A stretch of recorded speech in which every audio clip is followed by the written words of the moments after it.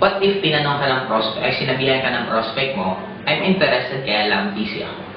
Now ako ang simpleng sagot ko dyan, pag may mga prospect ako ganyan ang sagot, ang tanong ko dyan lagi is, what if masolusyonan ko yung pagiging busy mo? Magme-member ka ba?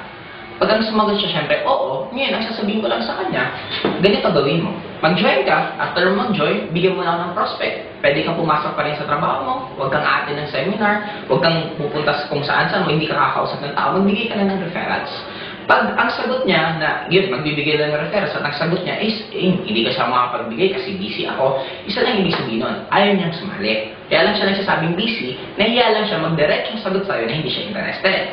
Pero what if ang sagot naman niya, o sige, pwede ako magbigay ng prospect. Ngayon, pag yun ang sagot, ang sunod mong tanong, okay, kailan ka mag-join?